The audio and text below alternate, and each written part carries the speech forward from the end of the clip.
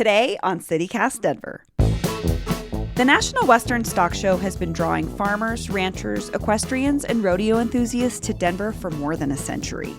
The annual Cowboy Show is hosted at the National Western Complex, but Mayor Hancock thinks the space needs an upgrade to the tune of $190 million. On this year's ballot, Bond Measure 2E asks voters if they want to foot the bill for this expansion and renovation that would include a new mid-size arena. Yesterday on the show, we talked to a supporter of this measure. Today, we've got two voices who say you should vote no on the National Western facelift. Today is Tuesday, October 26th, 2021. I'm Bree Davies, and this is CityCast Denver.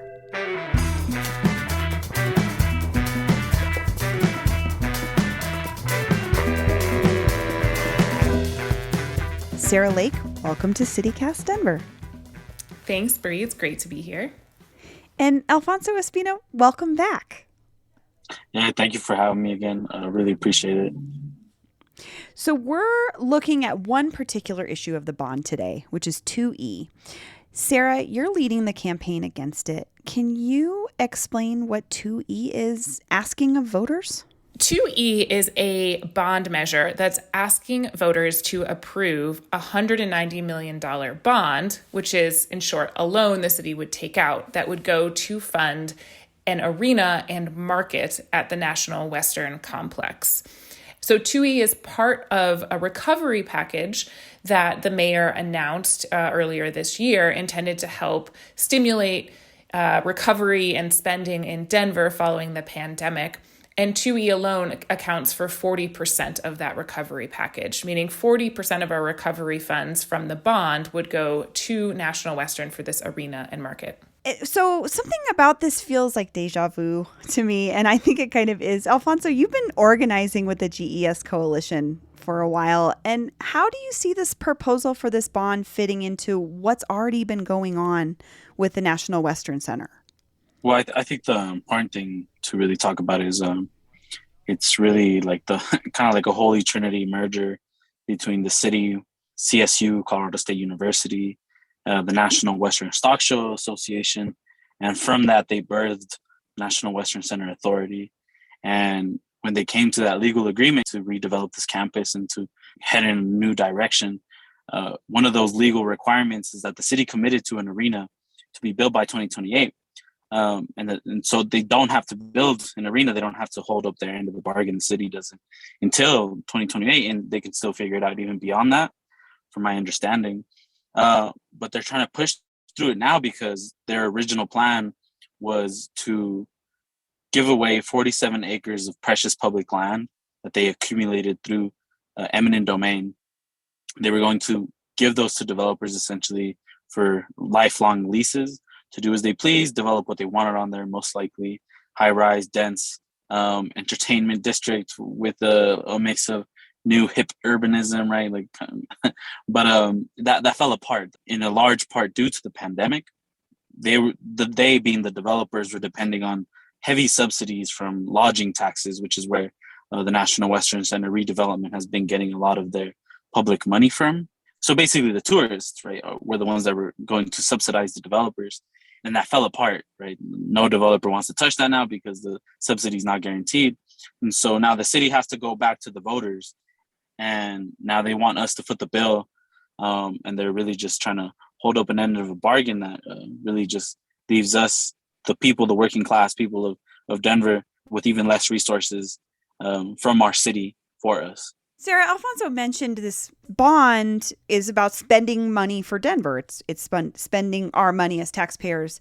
What do you think, why should Denver not be spending money on an arena right now? What else is going on here that might use that money? When you look at what 2E is, it is a last-ditch effort to rush through funding for an arena so that when Hancock leaves office, he has his name on a lasting legacy in Denver's landscape. But in reality, there are incredible pressing needs in Denver. We have unprecedented housing costs. We have record high rates of unhoused in Denver. We have desperate needs for more mental health support and transportation and infrastructure improvements. And what this bond does is allocate 40% of our recovery funds to the arena and marketplace at a time when we don't actually have to do that.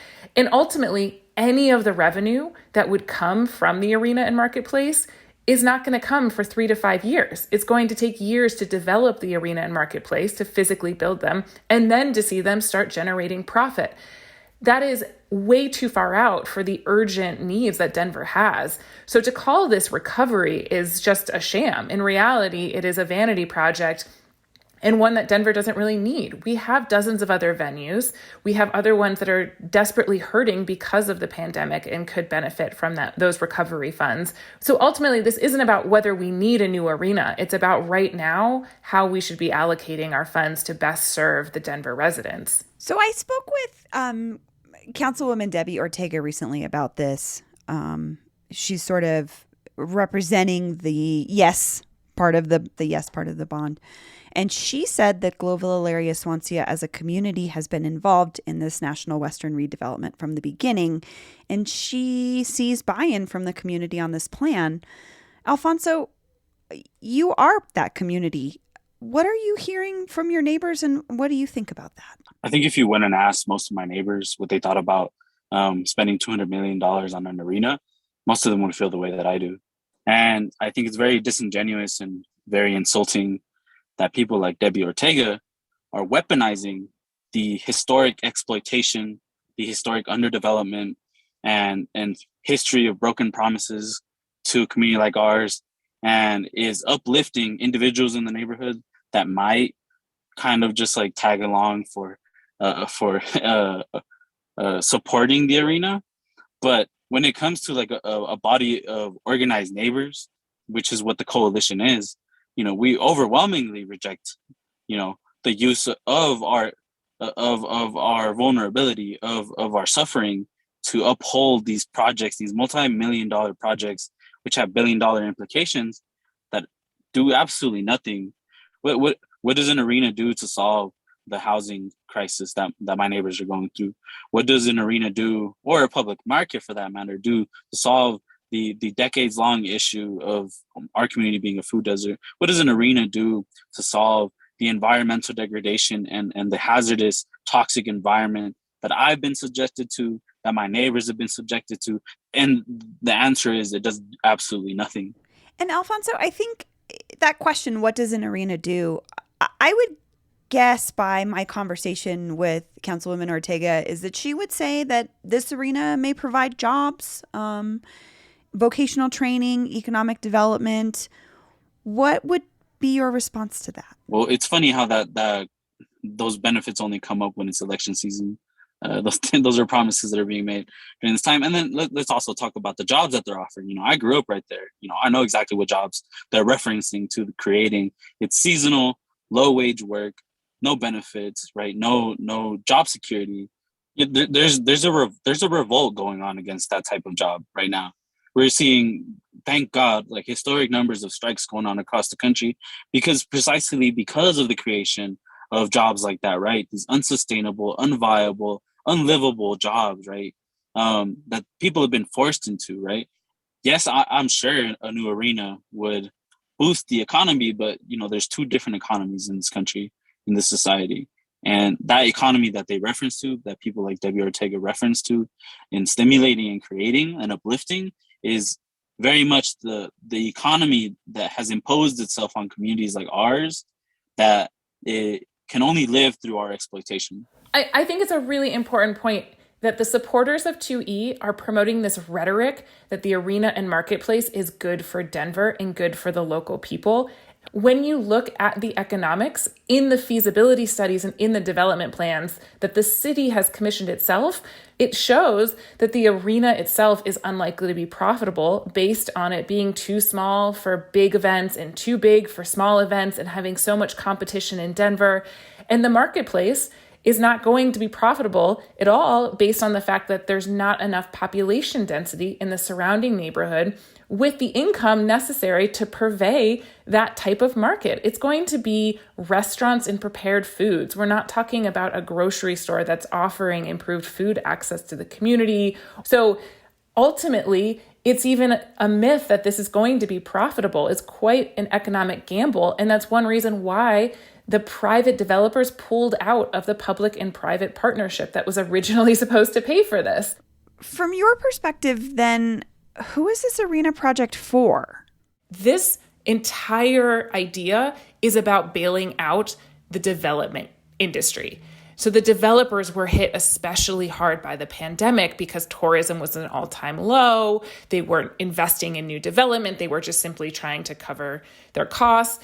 Hancock himself has said that the developers were hit especially hard and this will help them recover, which is wild to imagine that the interest is about helping development companies rather than helping the local communities. We're helping million or billion-dollar companies rather than the residents of GES who are struggling to pay their mortgage. It's wild to me that the project to develop and improve the Central Library got cut because there wasn't enough funding. And instead, they're putting money towards something like this. So it's a great question about recovery for who? Who is really benefiting from this type of investment? I'm thinking about someone who lives, say, in Wash Park, who might see this arena proposal on their ballot and think, oh, I enjoy going to the stock show every year. I'm going to vote yes. Sarah, why would someone who doesn't live in GES say no to the bond? I mean, first of all, hopefully we all care about other people rather than ourselves and our immediate neighbors. I think that's fundamental to humankind and the success of Denver. But I think ultimately, too, it's not about whether you like the stock show or if you like going to events. It's about creating development in Denver that is just and equitable. I think as well, it's important that, if this arena was being built in Wash Park, people would be up in arms about it. There no way would this pass. Ultimately, it's like we are one as Denver, and it's about having a collective identity and making sure that all of our city is being developed, not just in a socially just way, but also an economically sound way. Right? There's many pitfalls to this development plan. The city's rushing through this bond. We hope that Denver residents, no matter where you live, hold the city accountable to how they're using their tax money and how those development projects are affecting people of Denver, regardless of where they live. For both of you, if you had $190 million to put something to put on the bond that you would ask people to vote for, what would you prefer that $190 million go to? I could start. I think one of the things I'd love to see return in this society, because the American people were duped using racism to abandon public housing, right? Investing into public housing, which is really, we're never going to get a solution to our housing crisis through the private market. That's just ridiculous, right? I'd love to see reinvestment into public infrastructure like public housing, right? Guaranteeing housing for all, right? I'd love to see investment into public facilities like Denver Health, public institutions like the Denver Public Library, right? Like things that are like genuinely, actually, like when you go and visit these places, right?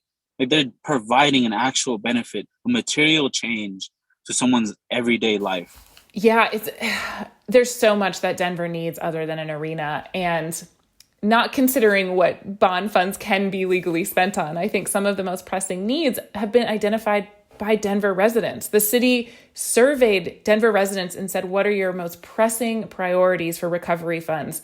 And 40% of respondents said it was affordable housing and support for the homeless. 40%. I mean, Denver, to get 40% of people to agree on something is pretty wild. And yet 40% of people agreed that was our most pressing problem. I think the second is long-term housing solutions for the unhoused. Denver right now is investing a lot of money in the sweeps and just displacing unhoused folks from place to place. And then I think the third is something that GES has asked for, which is let's talk about land reparations. Let's talk about giving land back to the people who originally owned it and the city has dispossessed them. Knowing the price of land and the long-term return that has, both economically, but also socially and in terms culturally, for them to have access to that land.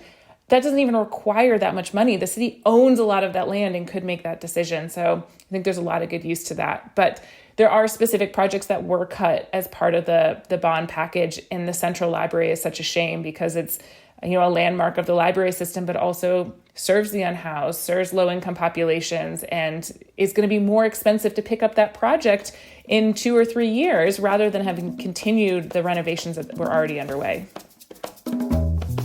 I appreciate you both giving us this perspective to think about for the bond and what we want to spend our money on as a city. So, Alfonso and Sarah, thank you so much. Thank you, Bree. And thank you, Bree. Before we wrap up today, I want to share one more clip from my interview with Councilwoman Debbie Ortega about why she supports the arena proposal. Earlier, you heard Alfonso Espino talk about what kinds of jobs he expects will be part of this project. And I actually asked Ortega about the same thing. Here's what she said. With the National Western Campus, we're looking at some of the full-time jobs that will be available on the campus. And not all like in the concession arena, for example. With it being a year-round campus, you're going to have groundskeepers, you're going to have a whole host of maintenance crew needed, engineering, electrical, you name it.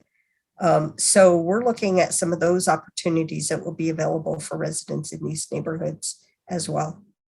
And here's what else is happening in Denver today. FIFA officials toured Denver yesterday as the city made its pitch to be one of the sites of the 2026 World Cup. There are 17 U.S. cities in the running, and only 10 will make the cut. If chosen, this would be the first World Cup action for the Mile High City. Unlike the Olympics, which Denver notoriously turned down in the 70s, FIFA would utilize the existing Empower Field as its location, and not have to build a bunch of crap that would eventually be abandoned. But I bet if you ask my producer, Paul, he would have a very different view of this situation. Anyway, just a reminder, the option to mail in your ballot ended yesterday. So please be sure to drop your ballot in one of the dozens of ballot boxes across the city on or before November 2nd. Check out denvervotes.org to find a ballot drop-off near you. That's all for today here on CityCast Denver. If you enjoyed the show, why not take a minute to tell a friend about us, rate the show wherever you get your podcasts, and subscribe to our morning newsletter. We'll be back tomorrow morning with more news from around the city. Bye-bye.